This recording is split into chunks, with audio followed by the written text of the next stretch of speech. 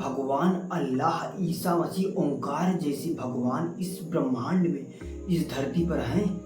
अगर हैं तो कहाँ हैं, किस रूप में हैं, आखिर क्यों हमें नहीं दिखते हैं, क्या कारण है? तो हम इंसान और जीव जंतुओं की क्या जरूरत पड़ी जो हमें बनाया गया? आखिर किस मकसद से, किस मजबूरी की वजह से हम इंसानों का निर्माण करना पड़ा?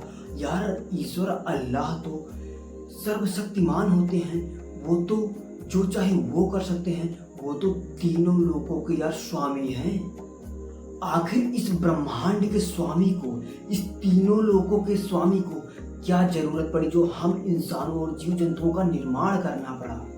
क्या ईश्वर अल्लाह ने हमें अपनी पूजा पाठ बंदगी करने के लिए बनाया, या फिर पशु बलि, नर बलि और जीव जंतुओं की बलि के लिए भेजा ताकि ईश्वर को अलग अलग तरीके से सुख प्राप्त हो सके?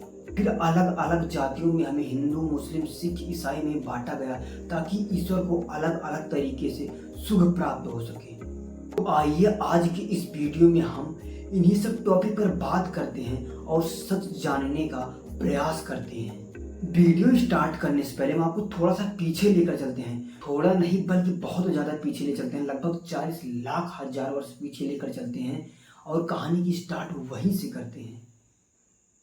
ये वो समय था, ना इस समय कोई हिंदू था, ना कोई मुस्लिम, ना कोई सिख, ना कोई ईसाई, ना तो इन्हें खाने पीने उठने बैठने का तरीका पता था, ना तो किसी से बात करने का तरीका पता था, ना तो किसी की पहचान करने की इनके अंदर कोई क्वालिटी थी।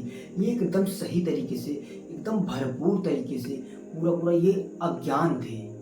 तो उस समय इनका जीवन कैसे चल रहा था? उस समय ना तो इन्हें एक भी जाति धर्म, ना तो इन्हें हिंदू, मुस्लिम, सिख, ईसाई और ना ही इन्हें मंदिर, मस्जिद, चर्च और दरगाहों का, इन्हें एक भी इन चीज़ों का ज्ञान नहीं था। और ये टेंशन फ्री होकर बिना किसी अंधविश्वास की जिंदगी आराम से जीते थे। सोचो, जब ये लोग अनपढ़ होने के बाद भी बिना किसी मंदिर, मस्जिद, हिंदू, मुस्लिम, सिख, ईसाई किए बिना ही सब लोग एक साथ मिलकर इंसानियत की जिंदगी जीते थे, तब तो इन्हें कोई प्रॉब्लम नहीं होती थी। रीजन यह था कि उस समय कोई भी व्यक्ति अंधविश्वास का पाठ पढ़ाने वाला नहीं था। अगर आज के जैसे ढोंगी मौलवी अगर पंडित होते, तब तो उस समय इंसानों की इंसानियत तब की ही मर गई होती और समाज बिखर के चकनाचूर हो जाता। इंसानों की इंसानियत कब की मर चुकी होती। तो यार, आज के लोग, आज का समाज इतना शिक्षित होने के बाद भी क्यों इतनी नीच हरकतें कर रहा है, क्यों इतनी अनपढ़ वाली हरकतें कर रहा है? ये क्यों हिंदू, मुस्लिम, सिख, ईसाई और मंदिर, मस्जिद, चर्च, ईदगाह, दरगाहों को लगाए बैठा है? इसका एक ही कारण है कि आज के हमारे समाज में ऐसे ऐसे ढोंगी पंडित, ढोंगी मौलवी, ढोंगी गुरु बैठे हैं जो कि अंधविश्वास का पाठ पढ़ा रहे हैं और हम बड़े दिलचस्प के साथ तन मन धन लगा के इन अंधविश्वासों का पाठ पढ़ रहे हैं और इनकी दुकानें बहुत अच्छी तरीके से चल रही हैं। चलो, इन सब चीज़ों को हम कुछ देर के लिए एक साइड करते हैं और आप हमारे एक प्रश्न का एकदम सही सटीक उत्तर देना। प्रश्न यह है हमारा कि जो आप सबको पंडित, पुजारी और मौलवी जो आपको शिक्षा और ज्ञान देते हैं, जो ईश्वर अल्लाह, गुरुओं और ईसा मसीह के बारे में बताते हैं, उस बात को आप किस तर्क पर मानते हो और किस विश्वास पर मानते हो?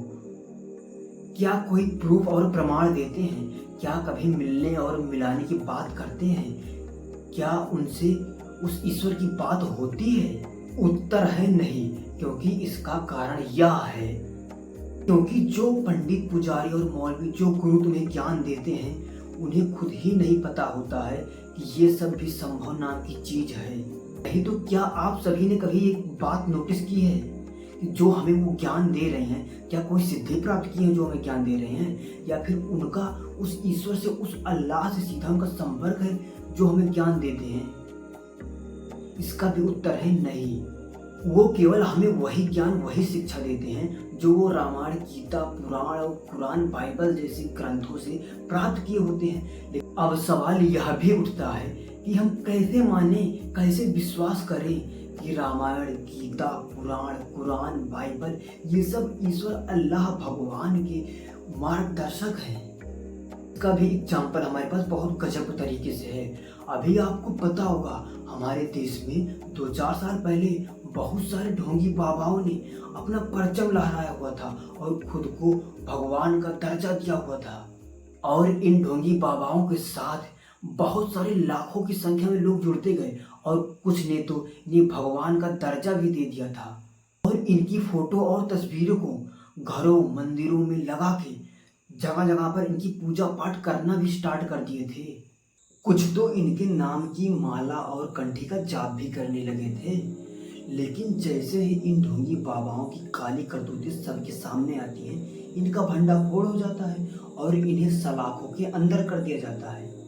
अगर इन ढोंगी बाबाओं की काली सच्चाई लोगों के बीच ना आए, अगर 1-2-3 पीढ़ी इनकी ये जो धंधा अगर 1-2-3 पीढ़ी जो इनका धंधा का प्रोग्राम है, जो प्रोसेस है, अगर चल जाए तो ये वास्तव में भगवान का रूप ले लेंगे। अगर हम इनकी अंधभक्ति में लगे हुए होंगे, जो हमारे बच्चे जो संतानें होंगे वह यही सब देखेंगे और सोचेंगे कि मेरे माता पिता जिनकी पूजा अर्चना कर रहे हैं वही भगवान है, वही हमें इस पृथ्वी पर भेजे हैं। अब इस बच्चे को क्या पता इस ढोंगी बाबा की काली सच्चाई। अब बच्चे तो वही देखेंगे, वही सीखेंगे जो हमारे माता पिता जो हम सब कर रहे होंगे। अब भाई बच्चे को क्या पता इस ढोंगी बाबा की काली सच्चाई। वो तो वही देखेंगे, वही सब कुछ सीखेंगे जो हमारे माता पिता जो हम सब कर रहे हैं। तो पुनः हम अपने चलते हैं पुराने वाले मुद्दे पर। तो वैसे ही हमें पंडित मौलवी पुजारी वही सब ज्ञान देते हैं जो गीता रामायण कुरान बाइबल से प्राप्त किए होते हैं। अब हमें या तो पता नहीं होता है कि गीता रामायण कुरान बाइबल किसने कौन कब किसके लिए किस मकसद से लिखा गया है। हम तो वही सब कर रहे हैं जो हमारी हजारों वर्ष पुरानी पीढ़ियां करती गई हैं। अब हम वही सब देखते सीखते आ रहे हैं, वैसा ही माहौल बनता जा रहा है। अब हमें ये सब पता नहीं है ये सब किसने लिखा, कौन लिखा, किस लिए किस मकसद से लिखा गया है। हमें क्या पता कि वाल्मीकि जी ने रामायण क्यों किसके लिए किस मकसद से लिखी और व्यास जी ने गीता किसके लिए लिखी और जैन बिन साबित जी ने कुरान क्यों लिखा तथा ईसा मसीह के शिष्यों ने बाइबल क्यों लिखा। अब हम सबको इसकी काली सच्चाई के बारे में पता नहीं क्यों और किसके मकसद से किस लिए लिखा गया। हम सब तो यही जानते हैं कि ये सब पुस्तकें हमारे धर्म ग्रंथ हैं और इसे पढ़ने से हमारे ईश्वर, हमारे इष्ट देव, हमारे अल्लाह, हमारे भगवान, हमारे ईसा मसीह जी खुश होते हैं।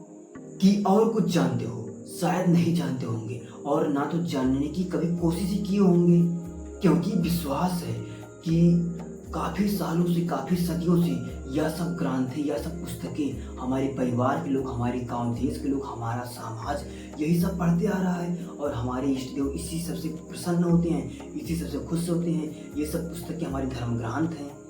क्या तुम्हें लगता है कि यह सब कर्मकांड ईश्वर अल्लाह भगवान द्वारा बनाया गया है या फिर इन पंडितों, ढोंगियों और मौलवियों, इन गुरुओं का बहुत बड़ी चाल है, बहुत बड़ा ढोंग है? अगर ईश्वर अल्लाह भगवान इस ब्रह्मांड का, इस पृथ्वी का निर्माण करता है तो वो क्यों हिंदू, मुस्लिम, सिख, ईसाई मंदिर, मस्जिद, चर्च, गुरुद्वारा का निर्माण किया? यार हमें एक भी % सच्चाई नहीं पता है कि हमारा जीवन क्यों हुआ, किस लिए हुआ, किस मकसद से हुआ, किस लिए हमारी जिंदगी इस पृथ्वी पर आई, क्या मकसद है। जब हमें कुछ भी 1% पता ही नहीं है, यार आपस में हम क्यों लड़ मर रहे हैं? क्यों यार हिंदू, मुस्लिम, सिख, ईसाई मंदिर, मस्जिद, चर्च, ईदगाह, दरगाह कर रहे हैं? आखिर क्या मकसद है?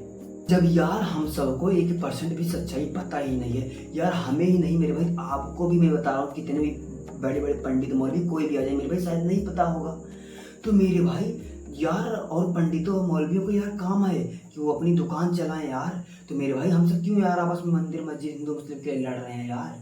मेरे भाई जिसका जहाँ मन हो यार आने जाने दीजिए, जिसको जहाँ भी मेरे भाई पॉजिटिविटी मिलती हो मेरे भाई आने जाने दीजिए, बिल्कुल निश्चित रूप से यार। कोई किसी का मन है मंदिर जाए, किसी का मन है मस्जिद, किसी का मन है चर्च, ईदगाह, दरगाह, जिसका जहाँ मर्जी तहाँ जाए मेरे भाई।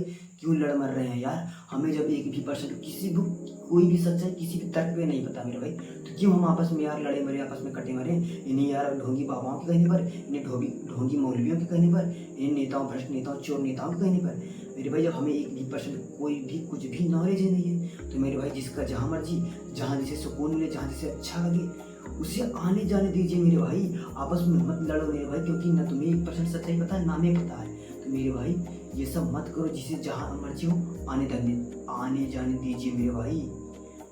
क्या तुम्हारे भगवान ने सिर्फ यही बोला है कि सिर्फ हिंदू ही मंदिर आएंगे, या फिर तुम्हारे अल्लाह ने यही बोला है कि सिर्फ मुस्लिम ही मस्जिद आएंगे? यार जब वो भेदभाव नहीं करते तो मेरे भाई हम कौन होते हैं यार? जब वो बारिश करते हैं तो यार सबके खेतों में करते हैं, चाहे हिंदू हो, चाहे मुस्लिम हो, चाहे सिख हो, चाहे ईसाई हो।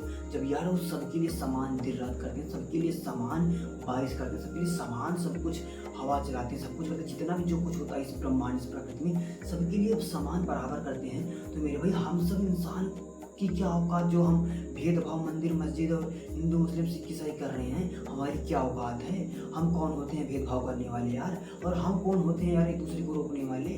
जब यार हमारे ईश्वर, हमारे इष्ट देव, हमारे अल्लाह नहीं भेदभाव करते हैं, वो नहीं मजहब देखते कि ये कौन है वो कौन है, यार हम कौन होते हैं? हमारी कौन सी औकात, कितनी औकात है यार? तो मेरे भाई अभी भी वक्त है मेरे भाई, संभल जाओ, सुधर जाओ यार। तो चलिए ठीक है यार, आपको मिलते हैं नेक्स्ट वीडियो में मेरे भाई। अगर आपको हमारा वीडियो ज़रा भी पसंद आया तो मेरे भाई लाइक करें, शेयर करें, सब्सक्राइब करें मेरे भाई, और ज़्यादा से ज़्यादा लोगों के पास शेयर करें ताकि सच्चाई सबको पता चल सके मेरे भाई। तो चलिए ठीक है, आपको मिलते हैं नेक्स्ट वीडियो में, तब तक के लिए जय हिंद, जय भारत, वंदे मातरम।